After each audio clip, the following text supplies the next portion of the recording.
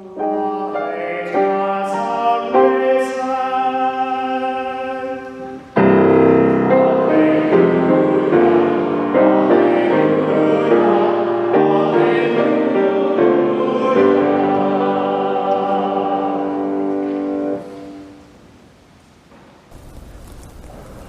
Lord be with you.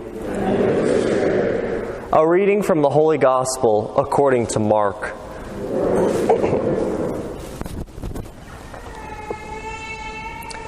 They came to Capernaum, and on the Sabbath, Jesus entered the synagogue and taught. The people were astonished at his teaching, for he taught them as one having authority, and not as the scribes. In their synagogue was a man with an unclean spirit. He cried out, "What have you to do with us, Jesus of Nazareth? Have you come to destroy us? I know who you are, the Holy One of God." Jesus rebuked him and said, "Quiet, come out of him." The unclean spirit convulsed him, and with a loud cry came out of him. All were amazed and asked one another, "What is this? A new teaching with authority? He commands even the unclean spirits, and they obey him." His fame spread everywhere, throughout the whole region of Galilee. The Gospel of the Lord.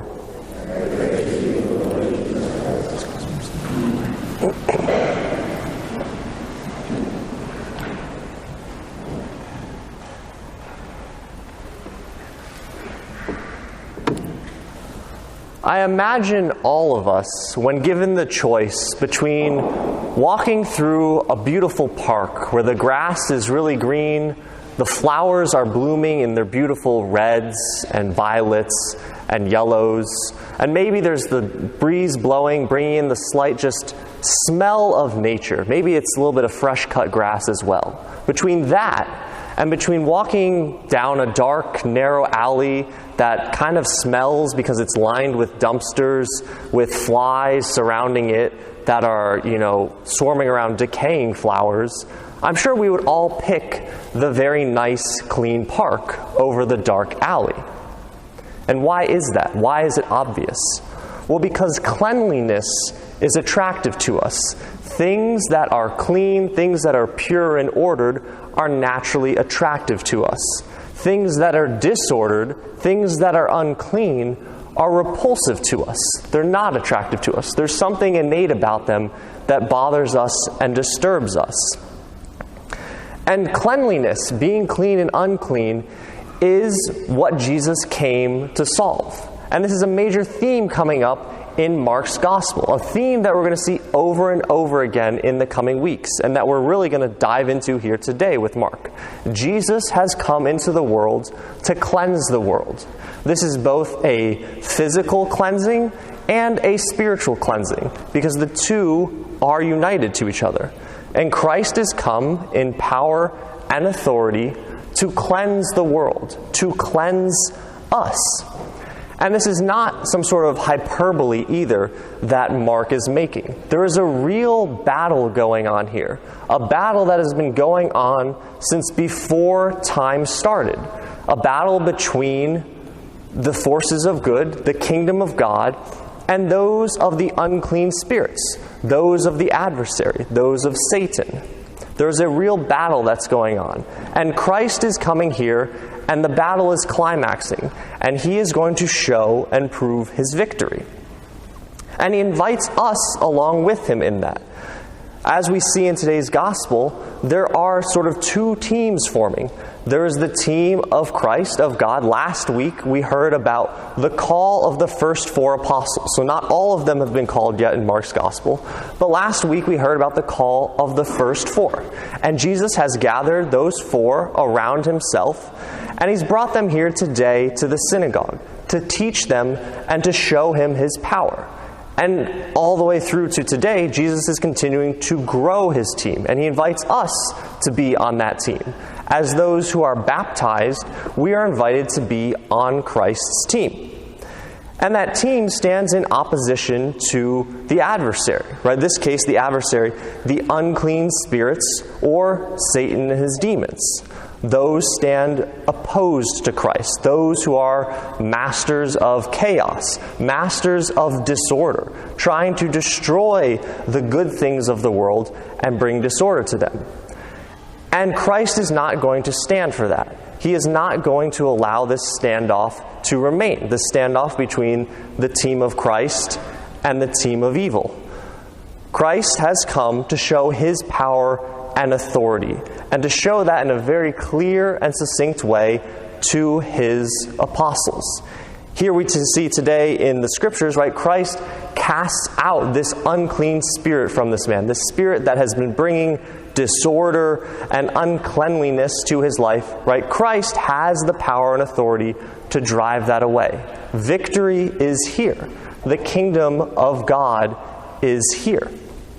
And so in reflecting on this gospel, we might ask ourselves, though uncomfortable sometimes, are we aware? Do we consider that this cosmic battle is still going on around us?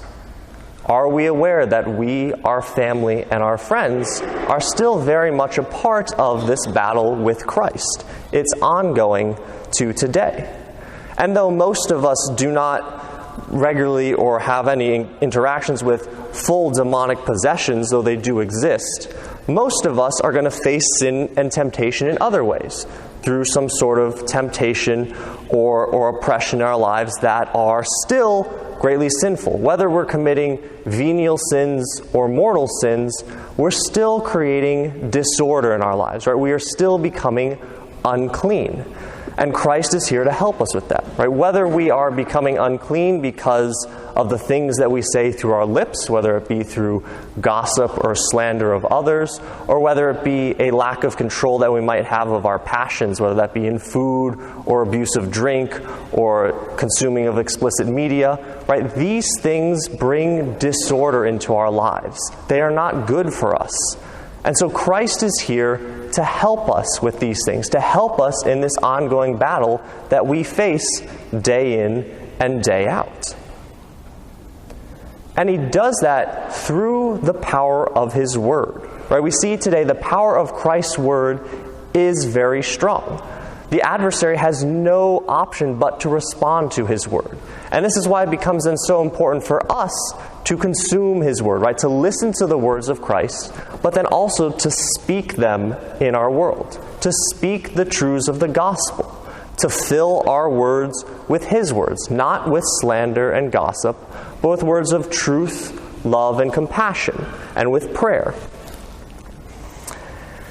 And these words, right, can then fill our lives and give us the strength to overcome the adversary. And it's not something that we can do alone either, right? Temptations are very difficult. The temptation to sin is very real and apparent to all of us. And we might find ourselves again and again falling into our temptations. But Christ tells us not to lose hope, because he has still remained with us and he still continues to give us tools to help us fight these temptations. So are we using these tools, right? The tool, first and foremost, of the sacrament of confession, right? There is no more powerful tool at our disposal than the sacrament of confession to drive out the uncleanness from our lives. If you're suffering from, long-going addictions, the same sin over and over again, these things that you feel are plaguing your life that you cannot give up, bring those to Christ, right? Bring those to him in the sacrament of confession. Receive those healing words from him. The words where he says, I absolve you from those sins. Listen to those healing words. Submit yourselves. We need to submit ourselves to those healing words so that we can be freed from the snares that come with temptation and sin that we allow to fill our lives. And in addition, right, Christ also gives us many other tools. His word, the sacrament of confession, and he also gives us real and physical, tangible things. Things like sacramentals, right? These things that are signs of his presence and power in the world. So, for example, holy water. We were all baptized with holy water, but holy water is also a sacramental, regularly available for us to bless ourselves and to bless the objects that we interact with or that we use in our daily lives. And so, while we, may try to avoid at times thinking about some of these tougher realities of the spiritual battle, while it is a little bit uncomfortable to think about how there are evil spirits, unclean spirits plaguing us in this world, we must also not be afraid, right? Christ's words have the final say. The adversary today has no option but to listen to what he says. And so we need not be afraid of this because we are on Christ's team. Right? He has given us his word and his tools, and he still remains with us today through the sacraments, through the sacrament of confession, but also, and most importantly, through the sacrament of the Eucharist. That Eucharist that we are about to partake in today. Right? That true gathering together, that bringing together at the table that he places in that green pasture, right? That sacred place where it is among the most beautiful things in the world, the most beautiful flowers, the most beautiful trees. In that green meadow, he has placed himself at the table and draws us to that table in this Eucharistic banquet so that we can wash ourselves clean and be free with him.